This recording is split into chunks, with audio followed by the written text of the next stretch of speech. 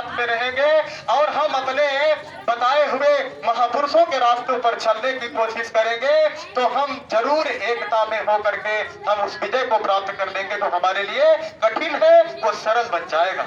कई जगहों में हम लोग जब समाज में चलते हैं, कई बार हम लोग जब फील्ड में जाते हैं तो बहुत सारे पंचशील का झंडा दिखाई देता है, बहुत सारा नीला झंडा दिखाई देता है, नमो बुद्धाय दीपो भवा, बहुत सारी चीजें दिखाई देती हैं। लेकिन वास्तव में अगर उनसे पूछा जाए समाज के विषय में आपका योगदान क्या रहा, तो जीरो है उनके जीवन में समाज के लिए योगदान। और वही लोग मारे भी जाते हैं कि वो साथ में तो किसी के रहते नहीं, लेकिन अलग से झंडा दिखाते हैं कि हमारा ही झंडा है।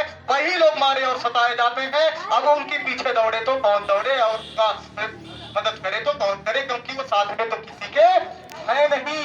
इसीलिए साथियों, हमारा जो झंडा है ये बड़ी बात नहीं है कि हम झंडा लगाएं कि ना लगाएं, लेकिन समाज के लिए आवाज हम जरूर लगाएं, समाज के लिए आवाज हम जरूर उठाएं।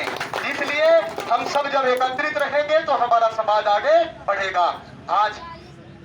आज यदि हमारे समाज के लोगों के लिए कोई दूसरा जगह से गाड़ी जाती, कोई पार्टी गाड़ी लेकर के जाती और वो गाड़ी में पानी रख दिया जाता और हर प्रकार से उनको प्रलोभन दे दिया जाता और गाड़ियों में भर भर के हमारे ही समाज की महिलाएं, बुजुर्ग, बच्चे सब धूप में भी आते, बारिश में भी आते और ठंड में भी आते, और हमारे ही जैसे पुरुष प्रधान लोग उन लोगों को साथ में लेकर के जाते और वहां जिंदाबाद मुर्दाबाद करते और वहां सब प्रकार का नारा लगाते और वो बढ़िया उछल कूद करके नाचते गाते डीजे के सामने और वो अपना मुंह दे करके शाम को घर लौट जाते। लेकिन अपने सब और उनका फायदा क्या हुआ? कुछ नहीं, जो खाए पिए चले गए। बाद में वो वोट लेने के लिए हकदार है, वो वोट लेंगे, लेकिन राष्ट्रीय दलित आदिवासी महासभा जो है वो वोट बैंक की राजनीति नहीं है, वोट की राजनीति नहीं है, नेतागिरी की राजनीति नहीं है। ये समाज के लिए लड़ाई है,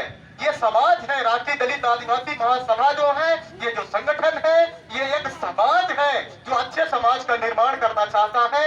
उनके लिए सरकार आज चाहे बीजेपी की हो, सरकार चाहे फिर कांग्रेस की हो, चाहे सरकार किसी भी पार्टी की हो, सरकार आती और जाती रहेगी, लेकिन हमारा जो राष्ट्रीय दलित आदिवासी महासभा का जो संगठन है वो बना रहना चाहिए और बना रहेगा। और जो कोई कुर्सी पर बैठेगा अपने हक और अधिकार हम उसी से मांगेंगे और उसी से लड़ाई लड़ेंगे। इसलिए हम सबको ध्यान देने की जरूरत है।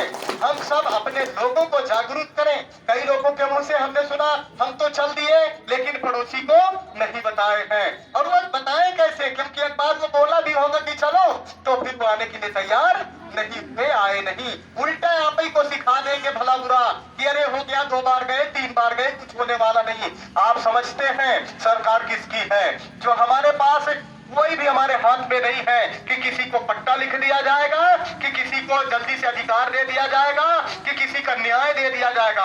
ये आपके न्याय के लिए हम सब मिल करके लड़ने के लिए हम सब संगठन में तैयार हैं और बैठे हैं, खड़े हैं, हम ले करके देने के लिए नहीं। आज हमारी आवाज को कोई अकेले सुनने वाला नहीं है, इसलिए हम सब एक संगठित होकर के जब हम प्रशासन के पास अपनी आवाज को सुनाने के लिए पहुंचेंगे तो वो जरूर सुनने का कोशिश करेगा और सुनेगा भी।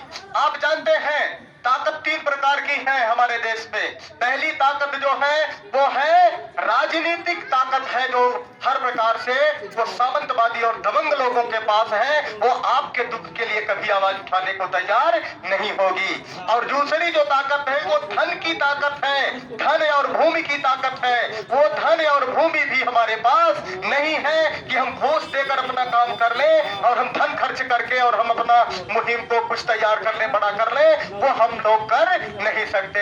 और जो तीसरी ताकत है वो जनता की ताकत है, और जनता की ताकत सबसे बड़ी ताकत है। अगर जनता की ताकत चाहे तो वो किसी भी प्रशासन को किसी भी प्रकार से झुकाने का काम कर सकती है।